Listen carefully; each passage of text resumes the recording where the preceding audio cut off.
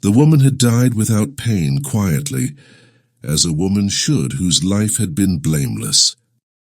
Now she was resting in her bed, lying on her back, her eyes closed, her features calm, her long white hair carefully arranged as though she had done it up 10 minutes before dying.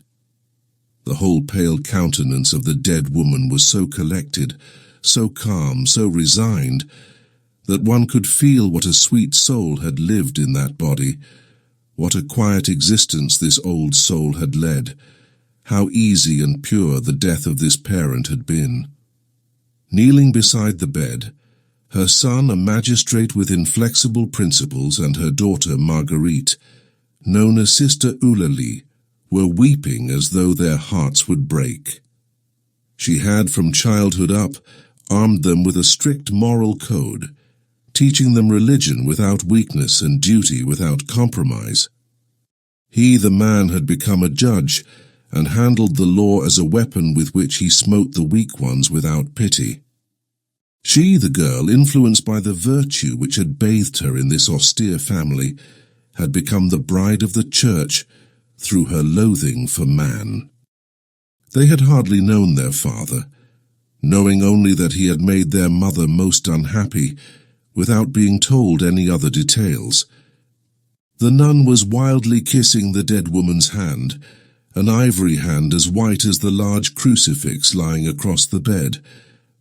On the other side of the long body, the other hand seemed still to be holding the sheet in the death grasp, and the sheet had preserved the little creases as a memory of those last movements which precede eternal immobility. A few light taps on the door caused the two sobbing heads to look up, and the priest, who had just come from dinner, returned. He was red and out of breath from his interrupted digestion, for he had made himself a strong mixture of coffee and brandy in order to combat the fatigue of the last few nights and of the wake which was beginning. He looked sad, with that assumed sadness of the priest for whom death is a breadwinner. He crossed himself and, approaching with his professional gesture, "Well, my poor children, I have come to help you pass these last sad hours." But Sister Eulalie suddenly arose. "Thank you, Grandfather, but my brother and I prefer to remain alone with her. This is our last chance to see her, and we wish to be together, all three of us, as we used to be when we were small, and our poor mother." Grief and tears stopped her. She could not continue. Once more serene, the priest bowed, thinking of his bed. "As you wish, my children." He kneeled, crossed himself, prayed, arose and went out quietly, murmuring, "She was a saint." They remained alone, the dead woman and her children. The ticking of the clock, hidden in the shadow, could be heard distinctly, and through the open window drifted in the sweet smell of hay and of woods, together with the soft moonlight. No other noise could be heard over the land, except the occasional croaking of the frog or the chirping of some belated insect. An infinite peace, a divine melancholy, a silent serenity surrounded this dead woman, seemed to be breathed out from her and to appease nature itself. Then the judge, still kneeling, his head buried in the bedclothes, cried in a voice altered by grief and deadened by the sheets and blankets, "Mama! Mama! Mama!" And his sister, frantically striking her forehead against the woodwork, convulsed, twitching and trembling as in an epileptic fit, moaned, "Jesus, Jesus, Mama, Jesus!" And both of them, shaken by a storm of grief, gasped and choked. The crisis slowly calmed down, and they began to weep quietly, just as on the sea when a calm follows a squall. A rather long time passed, and they arose and looked at their dead.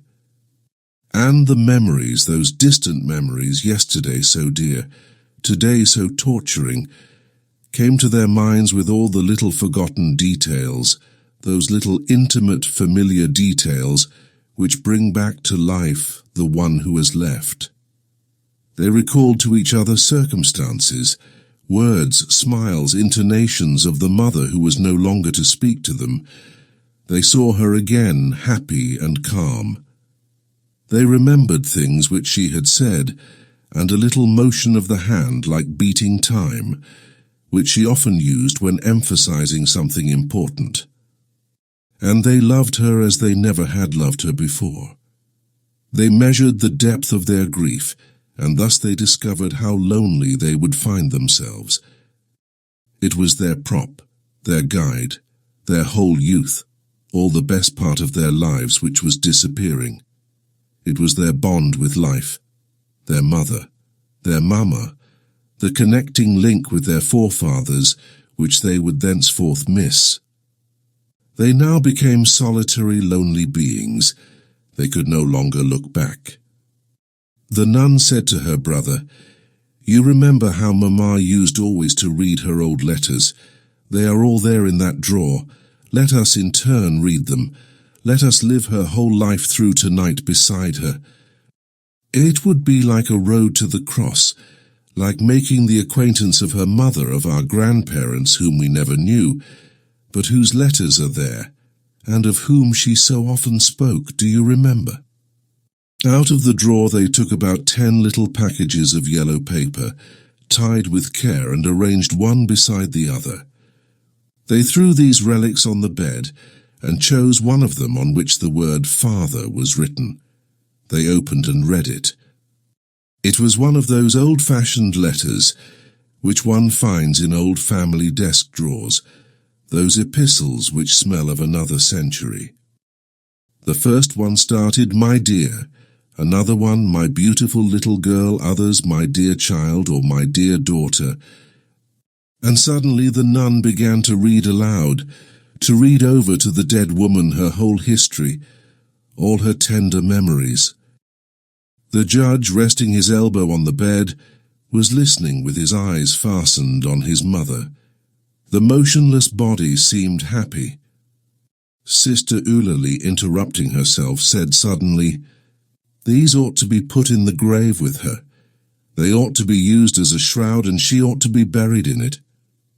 She took another package on which no name was written. She began to read in a firm voice, "My adored one, I love you wildly. Since yesterday I have been suffering the tortures of the damned, haunted by our memory. I feel your lips against mine, your eyes in mine, your breast against mine. I love you, I love you. You have driven me mad." My arms open, I gasp, moved by a wild desire to hold you again. My whole soul and body cries out for you, wants you. I have kept in my mouth the taste of your kisses. The judge had straightened himself up. The nun stopped reading. He snatched the letter from her and looked for the signature.